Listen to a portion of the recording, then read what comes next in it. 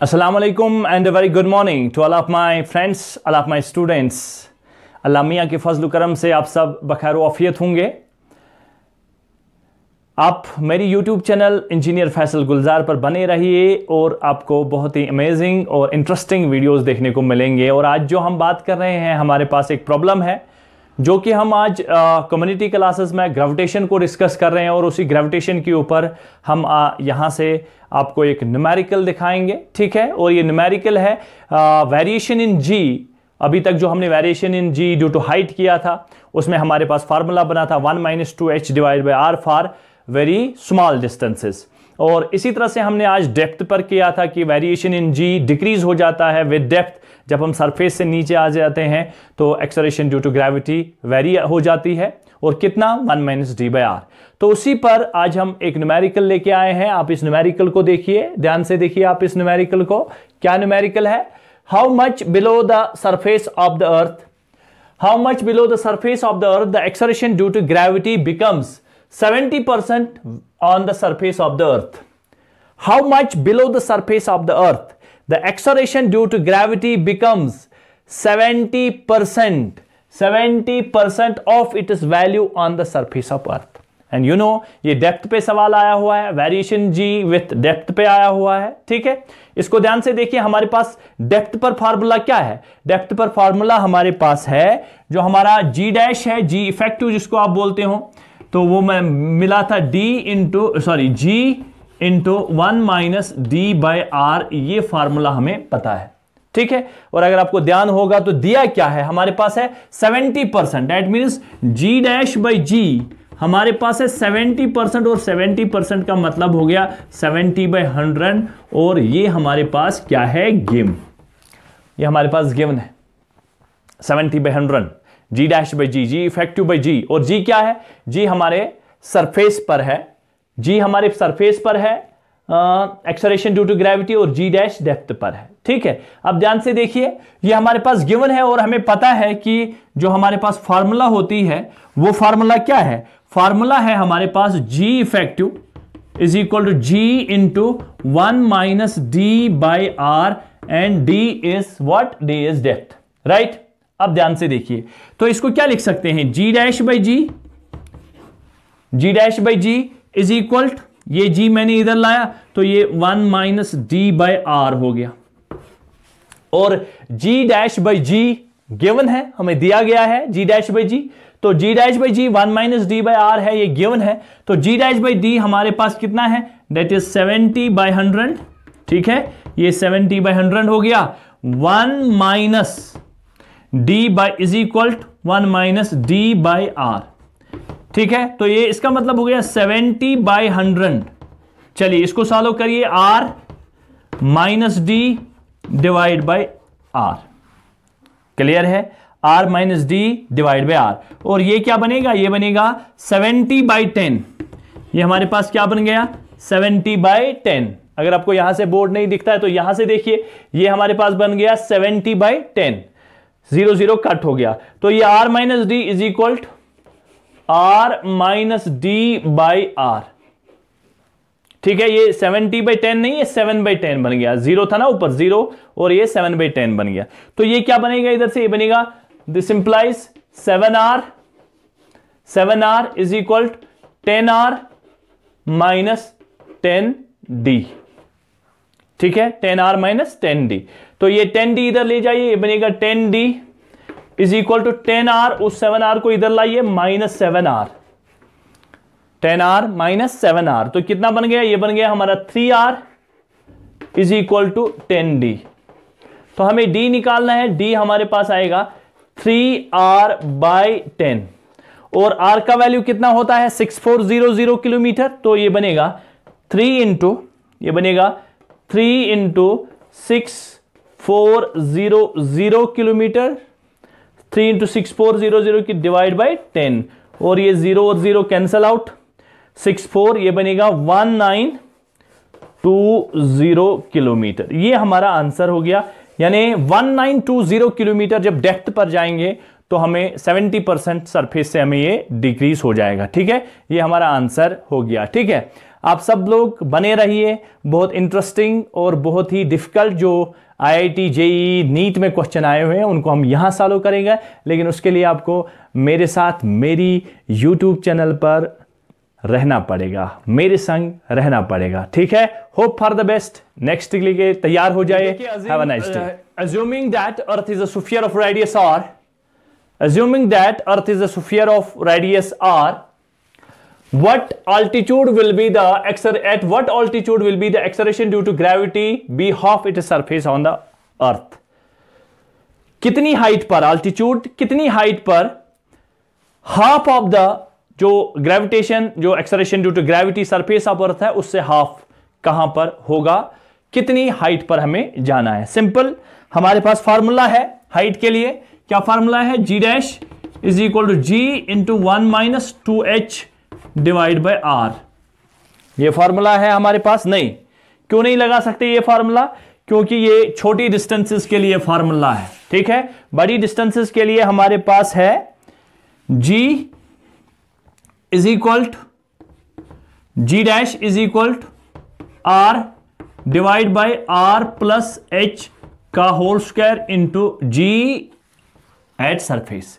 ये हो गया इफेक्टिव G, या आप इसको बोल सकते हो G हाइट। तो क्या लिख सकते हैं? G dash by G is equal to R divide by R plus H का होल स्क्वायर। ये हमारे पास आ गई फार्मूला। और हमें पता है ये G डैश कितना होना चाहिए? 1/2 ऑफ G। तो क्या लिखेंगे? 1/2G divide by G is equal to R divide by R plus H का होल स्क्वायर।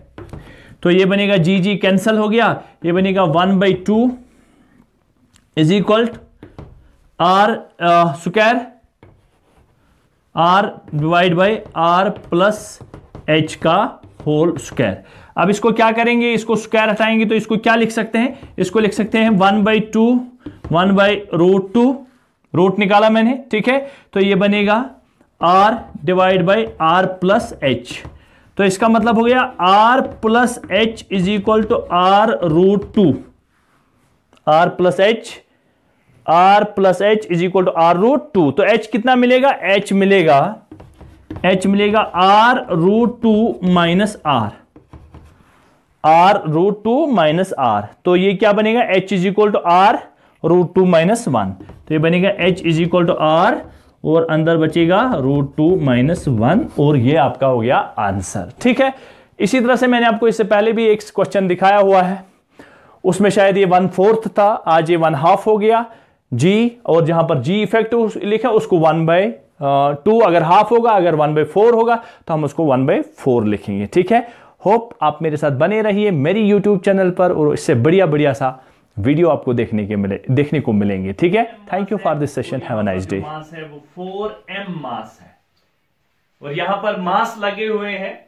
तो आपको बोला गया है सेंटर पर एक मास है m, सेंटर पर एक मास है m, और आपको बताना है net force on this mass m placed at the centre of this square. We have to find out what we have to find out. Find the net force on mass m. Find the net force. Find the net force on mass m. Mass m placed at the center of this square. We have to find out net force. तो हम क्या करेंगे? देखिए, अगर इसकी बात की जाए तो इस पर जो फोर्सेस लगेंगे, m पर, एक तो m की वजह से भी लगेगा और साथ में 3m की वजह से भी एक फोर्स लगेगा, 4m की वजह से भी लगेगा, 2m की वजह से भी लगेगा, ठीक है। अब ध्यान से देखिए, यहां से इसके ऊपर एक फोर्स लगेगा ऐसे, ये m है, और ये फोर्स लगेगा ऐसे करके, और यहां से इसको 3m ऐसे करके फोर्स लगेगा, ठीक है। और यहां से भी हम इसको ऐसे फोर्स लगेगा, यहां से 4m की वजह से, यहां से m इसके ऊपर फोर्स लगेगा, ग्रेविटेशनल फोर्स, और यहां से भी इसको फोर्स लगेगा लाइक दिस, ठीक है।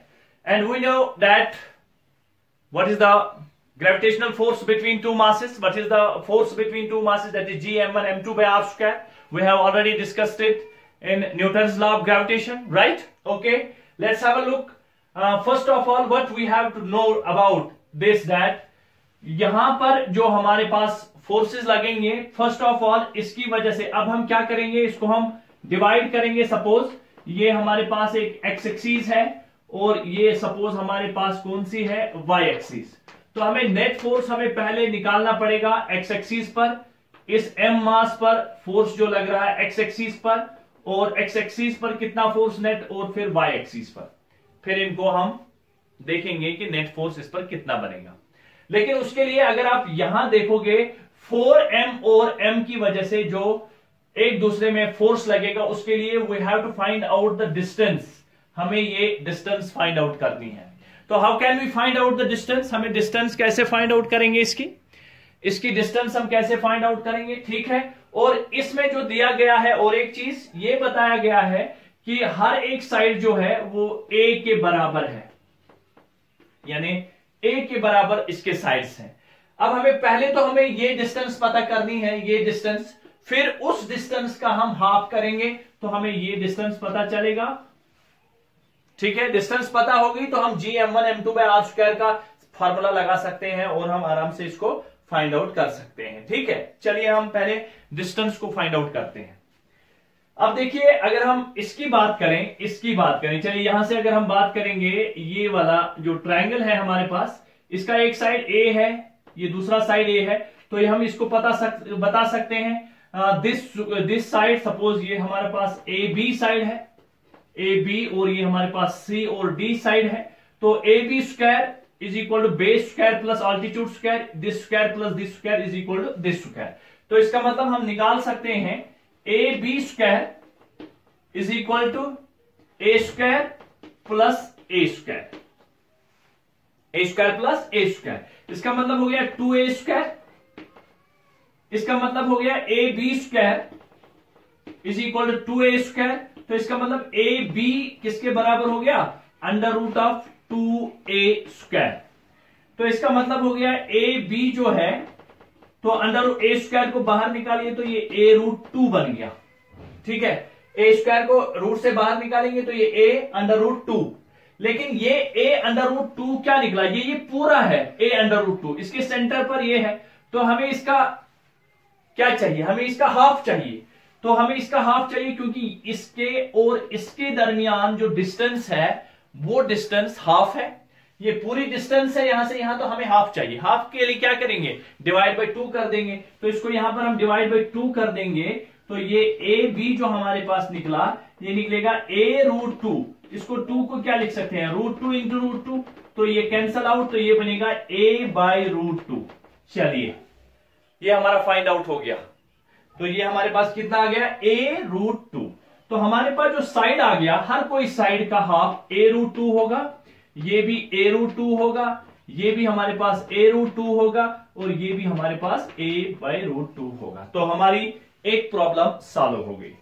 हमारी प्रॉब्लम जो हमारे पास आर चाहिए था वो हमने निकाला, वो हमें ए रूट 2 के बराबर निकला, ठीक है बच्चों। चलिए तो अब हमने इसको ए रूट 2 निकालेंगे, अब हम इसके ऊपर फोर्स निकालेंगे। पहले हम एफ ऑफ एक्स निकालेंगे,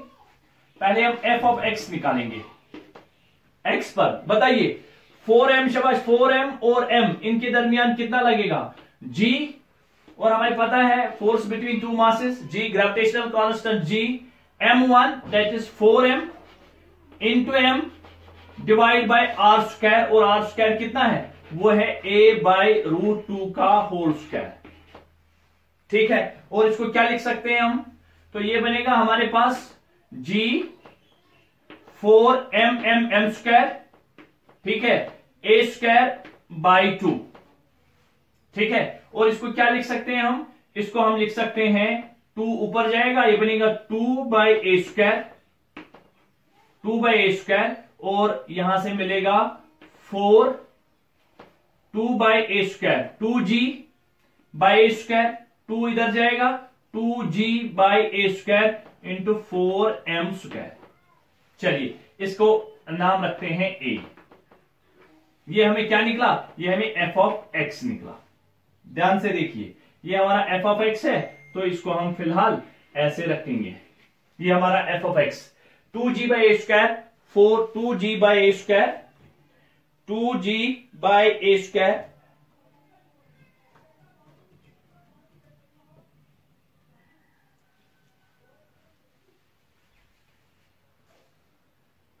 एफ ऑफ एक्स।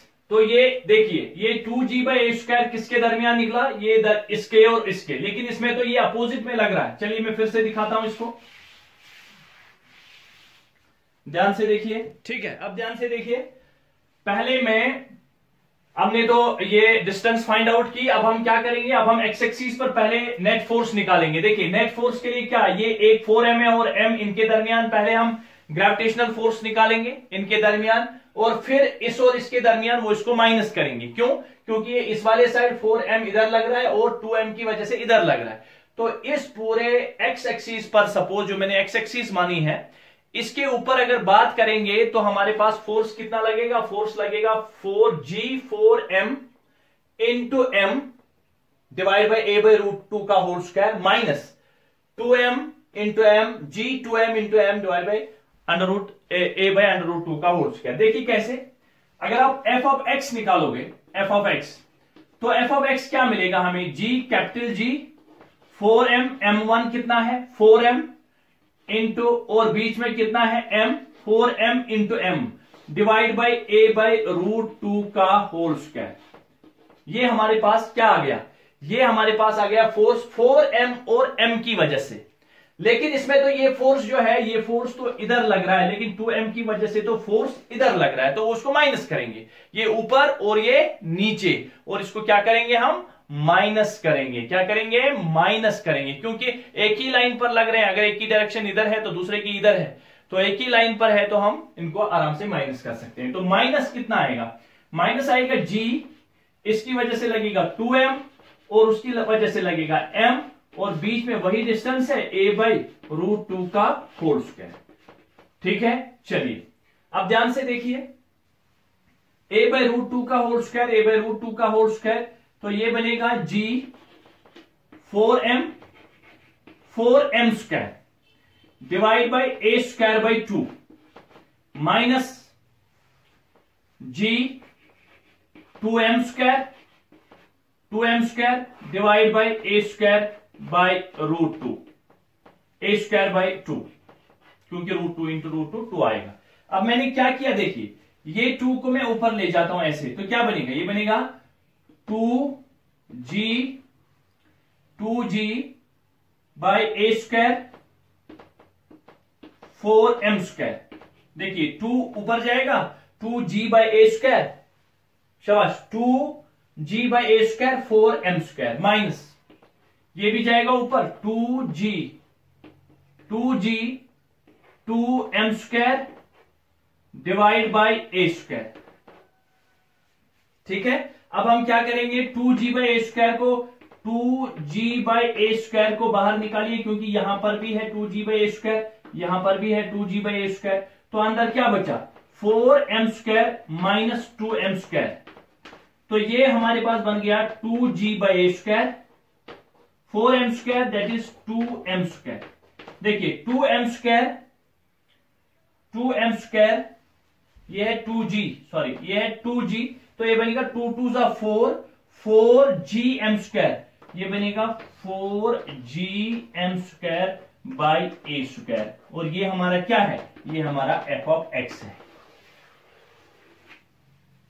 हमारा f ऑफ x निकला 4gm square by a square. चलिए इसका नाम रखते हैं a, और इसको मैं यहां रखूंगा f ऑफ x। हमारे पास निकला 4gm square by a square, और इसको हमने a नाम रखा, क्योंकि ये इस x एक्सिस पर हमारा नेट फोर्स लगा दोनों मास की वजह से। ठीक है, ध्यान से देखिए। चलिए ये f ऑफ x हो गया। अब हम सेम तरीके से f ऑफ y को निकालेंगे, उसको मैंने इधर रखा, f ऑफ y को निकालेंगे।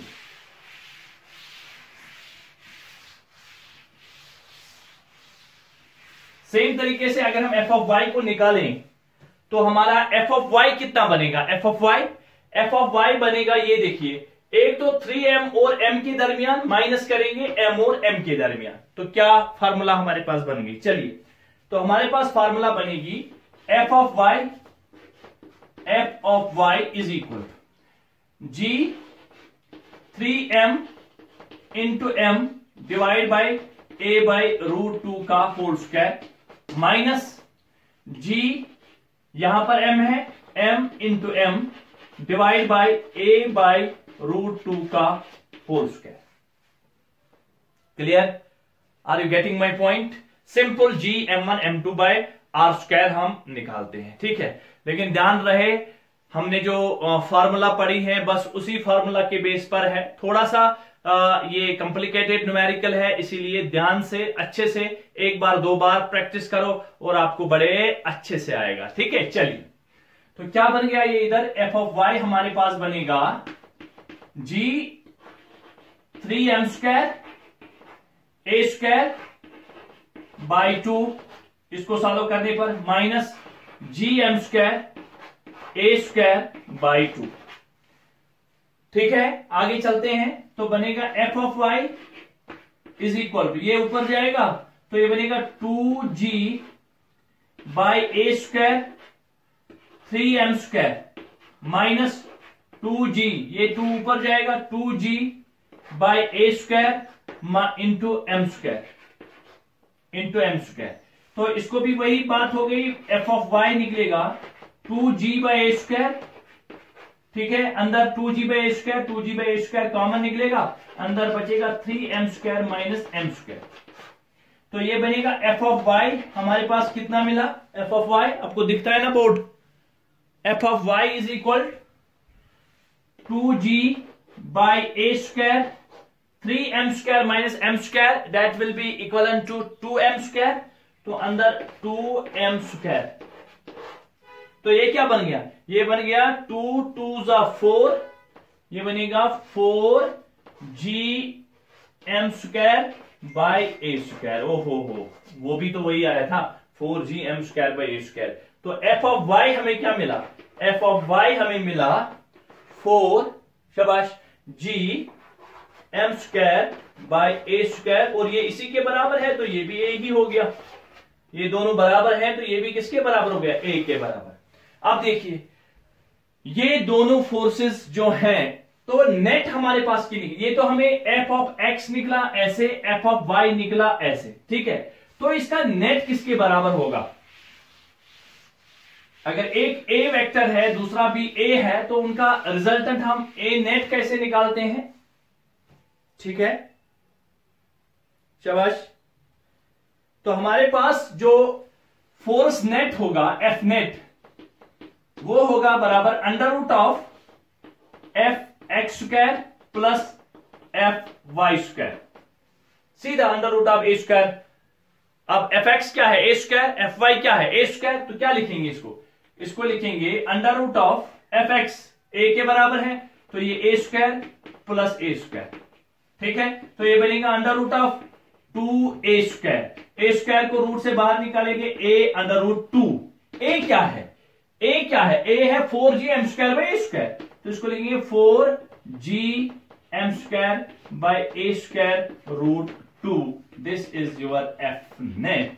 तो ये आपका न्यूमेरिकल सॉल्व हो गया, ठीक है। इसको हम शॉर्टकट से भी कर सकते हैं, लेकिन फिलहाल हमें ऐसे ही सीखना है, क्योंकि 11th में हम बच्चों को थोड़ा प्रैक्टिस करने के लिए ऐसे ही सिखाते हैं। होप इंशाल्लाह आप इसको 2 बार 3 बार करके देखिए, ठीक है। तब हम नेक्स्ट क्वेश्चन के ऊपर चलते हैं।